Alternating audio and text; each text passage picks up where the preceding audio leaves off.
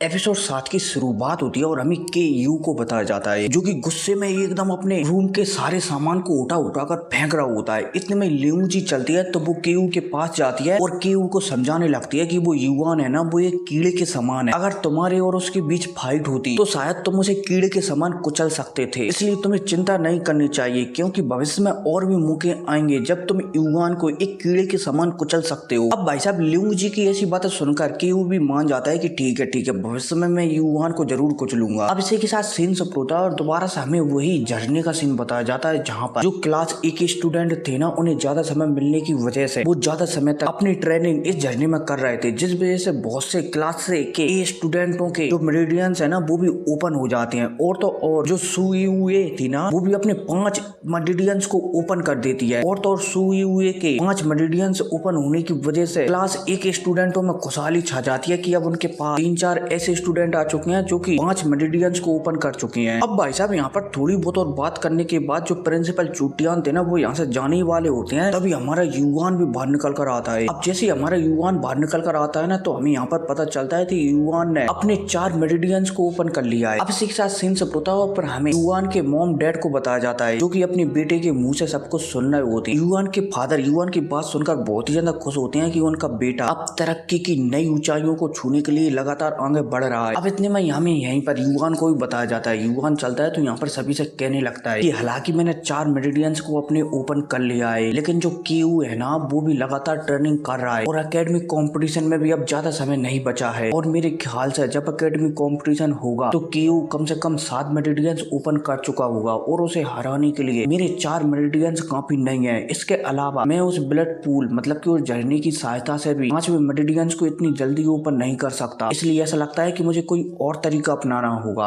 अब भाई साहब जैसे युवान एक कहता है ना तो यहाँ पर याओ युवान की तरफ देखती है और भाई साहब मैं टुनटुन को देख रहा हूँ, क्या ही जीप चला रहा है। और हाँ, आप लोग टुनटुन को बिल्कुल भी कमजोर तो समझना ही मत, क्योंकि जो टुनटुन है ना उसका एक अलग ही भौकाल है, हालांकि अभी नहीं देखने को मिलेगा। थोड़ा एक पावरफुल बंदों को आने दो, फिर देखो टुनटुन का भौकाल। याओ चलती है तो यहाँ पर कहने लगती है कि हाँ मेरे पास कुछ तरीके हैं जिसकी सहायता से तुम बहुत ही तेजी से 5वें स्टार को हासिल कर सकते हो। अब जैसी याओ कहती है ना तो सब कुछ बताने लगती है कि 5 स्टारों को खोलने के लिए मतलब मेरिडियंस को खोलने के लिए मैं युवान की पीठ पर एक फॉर्मेशन बनाऊंगी, लेकिन इस फॉर्मेशन को बनाने के लिए ब्लड की आवश्यकता पड़ेगी और जो ब्लड होगा ना एक अलग अलग जानवरों का होना चाहिए तभी ये फॉर्मेशन बन सकता है। अब भाई साहब जैसे ही यहाँ पर याओ कहती है ना तो जो युवान की माँ है ना वो परेशान हो जाती है। युवान चलता है तो अपनी माँ को शांत करता है कि मॉम टेंशन मत लो, आपका बेटा एक दिन बहुत ही ज्यादा स्ट्रॉन्ग होकर बताएगा और जो बू एम्पायर है ना उसे जड़ से उखाड़ कर फेंक देगा। अब भाई साहब जब युवान की माँ युवान की बात सुनती है ना तो वो अपना हामे से रिलाती है। अब इतने में याओ चलती है तो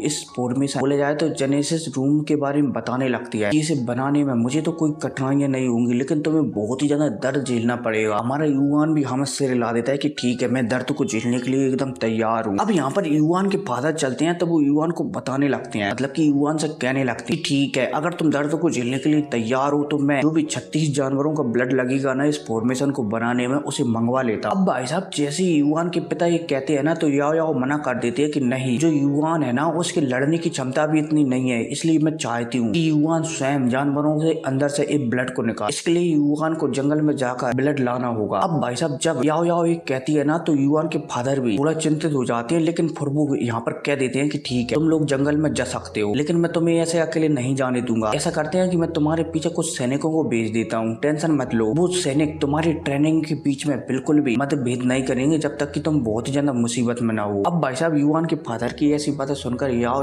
और हमारा युवान दोनों मान जाते हैं कि ठीक है अंकल, ठीक है फादर। और हाँ, आप लोगों के कमेंट आ रहे थे मेरे दूसरे चैनल पर कि भाई जो युवान है ना टोटल कितनी बीबियां होंगी और जो याओ है उसके साथ क्या संबंध होगा, मतलब कि सिस्टर का या फिर क्या संबंध हो। तो भाई अगर इस वीडियो पर कमेंट आते हैं ना इसके बारे में तो मैं एक आध हफ्ते बाद उस वीडियो भी ला दूंगा, ठीक है, मतलब कि आ जाएगी वो वाली वीडियो। तो आगे बढ़ते हैं। अब सीन सब टूटा और हमें युवान को बताया जाता है जो कि याओ के साथ जंगल में आ चुका है। अब जैसे युवान यहाँ पर आता है ना तो उसका मुकाबला एक जानवर से हो जाता है, लेकिन अब जब जानवर टुनटुन को देखता है ना तो भाई साहब वो पूट पचाकर भाग जाता है कि भागो यहाँ पर तो छोटू है। और मैं सोच रहा हूँ कि भाई टुनटुन का नाम हम छोटू रख लेते हैं, छोड़ो फिलहाल के लिए टुनटुन ही बोलते हैं। जानवर चलता है तो यहाँ से भाग जाता है। युवान चलता है तो याओ से कहने लगता है कि तुम्हारी सुरक्षा के लिए मैं कुछ लोगों को यहाँ पर छोड़कर जा रहा हूँ और मैं आगे शिकार करने के लिए जा रहा हूँ ताकि ब्लड एसेंस को इकट्ठा कर सकूं। अब भाई साहब यह कहकर युवान निकल निकल जाता है। अब इसी के साथ सीन शिफ्ट होता है और फिर हमें फैमिली को बताया जाता है, जहाँ पर क्यू था ना उसे पता लग जाता है कि जो युआन है ना वो अपनी ट्रेनिंग करने के लिए माउंटेन के ऊपर गया है, इसलिए की यू चलता है तो अपनी फैमिली में एक चोरी करवा देता है और अपने कुछ सिपाहियों को, बोला जाए तो की फैमिली के कुछ लोगों को उस माउंटेन पर भेज देता है ताकि पता लगा सके कि वहाँ पर क्या चल रहा है। अब इसी के साथ सीन शिफ्ट होता है और हमें फिर युआन को बताया जाता है जो कि एक पावरफुल बीस्ट था, उससे लगे तेरी लड़ रहा होता है। युआन भाई चलता है तो एक पावरफुल मुक्का बनाता है और इस बीस्ट में जड़ देता है, जिस वजह से बीस्ट यहीं पर निपट जाता है। इतने में एक स्नेक टाइप का कुछ था वो चलता है तो युआन पर हमला कर देता है। युआन चलता है तो इस स्नेक से निपटने के लिए जो उसका ब्रश था ना उसका इस्तेमाल करता है और पलक झपकते ही इस स्नेक को भी यहीं पर टपका डालता है। अब इसके बाद युआन चलता है तो इन जानवरों की बॉडी को लेकर याओ याओ के पास आता है। याओ याओ भी एकदम कड़क आवाज में कहती है कि बहुत अच्छे, ये बोतल लो और इनमें से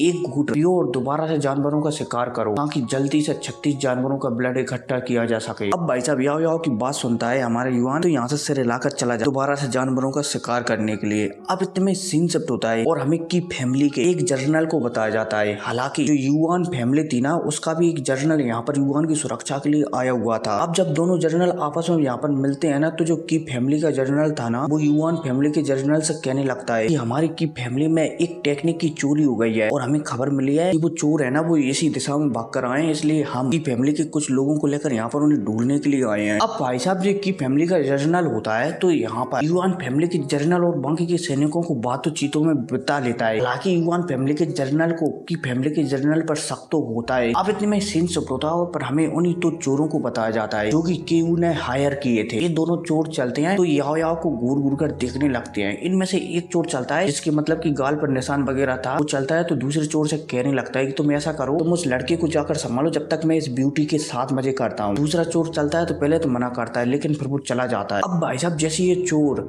याओ याओ के सामने आता है ना तो वो याओ याओ से कहने लगता है कि ब्यूटी या मेरा तुम थोड़ा बहुत टाइम पास करवा सकते हो।